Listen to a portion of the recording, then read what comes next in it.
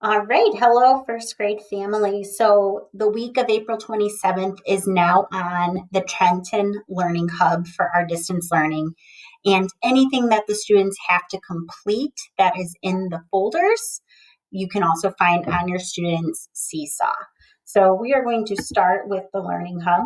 Go to the trentonschools.com website, and right in the middle, you're going to click Welcome to the Learning Hub, just like last week. Scroll down, and there's first grade. Make sure you go to week of April 27th. And I'm going to walk you through the lesson plans first. That's the first thing you want to do. So right here, you're going to see our learning targets. This is what we're working towards mastery for this week. So for reading, I can identify the main idea and supporting details of a story.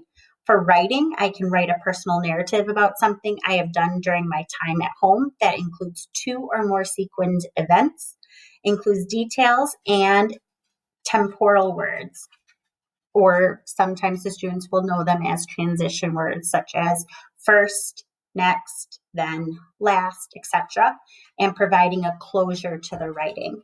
In math, I can fluently subtract within 10, so we're working on subtraction. Social studies, I can learn my home address and write it. And for science, I can explain the answer to Mystery Doug's question. Just like last week, you're going to look at Monday, and here are all the things that you can do on Monday. Science and social studies and writing, you can stretch out throughout the entire week, but for reading and math, we would like you to do that every single day. So on Mondays for reading, we want you to focus on your reading strategy focus, and that is to practice telling the main idea of the story. So if you click on that link, it's going to take you to a video that's going to talk about main idea and details. For Monday for reading, we also want you to work on kids A to Z and focus on telling the main idea of the story. So after your student reads a story on that website, ask them, what is the main idea of the story? Also for math, they have a choice. They have a choice of iReady, IXL, or Happy Numbers. So just a few minutes ago, I shared the IXL website, username and password for all the students.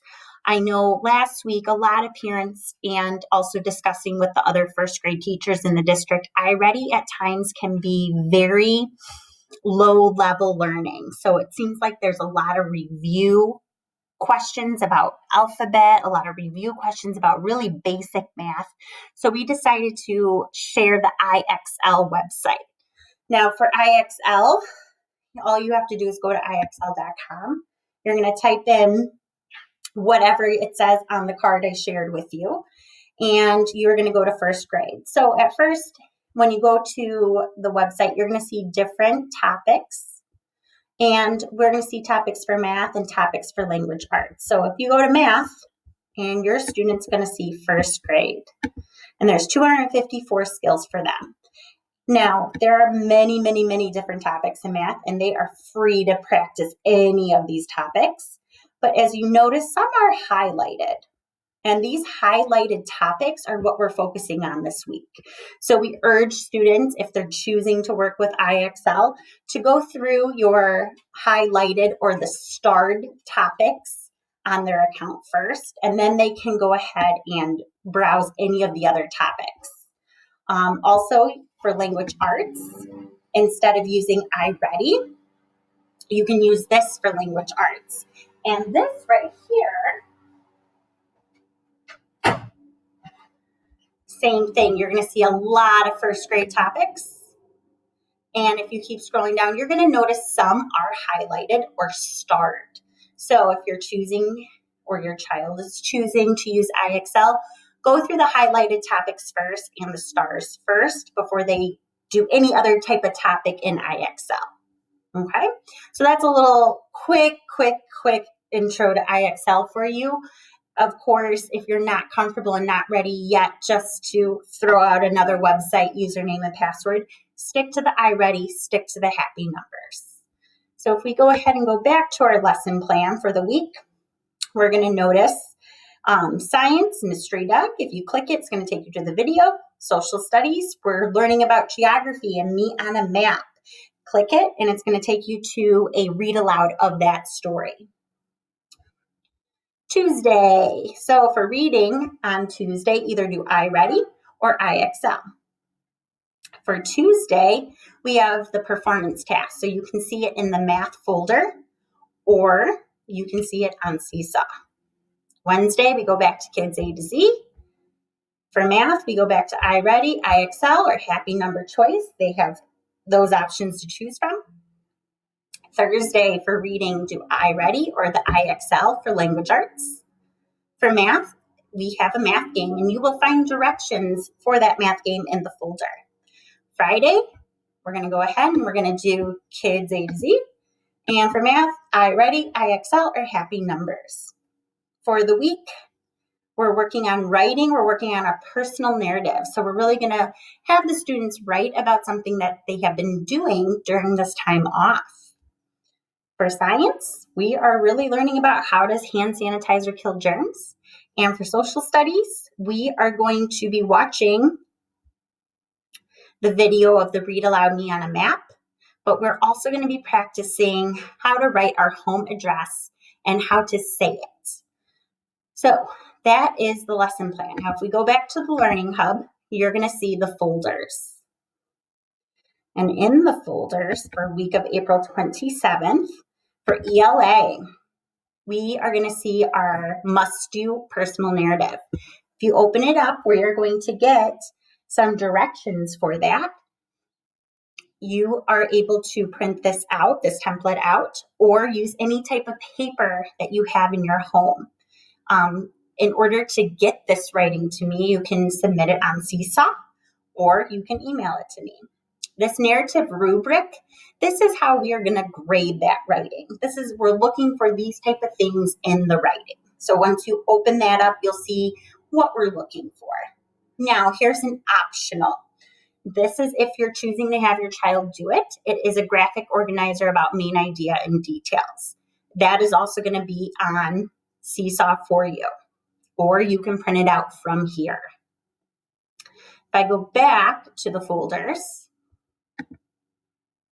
I'm going to see math. So in math, we have our math subtraction game. If you open that up, it's going to explain to you a subtraction game you can play at home with your student. It's going to use just a basic set of deck of cards. We also see a must-do. You can print out this must-do here, or you can see it on the Seesaw on your student's account. And so we go back for science. For science, we see optional mystery Doug exit ticket. So a lot of my friends filled this out on Seesaw last week. So this is the same type of thing. Once you watch the Mystery Doug video, then you're going to fill this out, but it is optional. We go back to the folders, we're going to see social studies. And here is your must do. I know my address. You can print it out, or you can do it in Seesaw. So if you are choosing to not print and to have everything completed in Seesaw, you are going to go to your student's Seesaw account. And with your student Seesaw account, everything has been added. I have the must-dos first, and then the optional pieces are down below. So here, must-do, click on the play instructions. It's going to take you to what you need to do. If you do that, find your student's name, and you're going to fill it out. Okay, submit it once you're done. Let's go to another activity that you will see as a must-do. All right, so here, scroll down, here's your must-do for your math performance task. Play the instructions, it will explain everything to you. Add the response, and you're going to go ahead and fill it out right on Seesaw, the student's account. You scroll down, we have our must-do writing.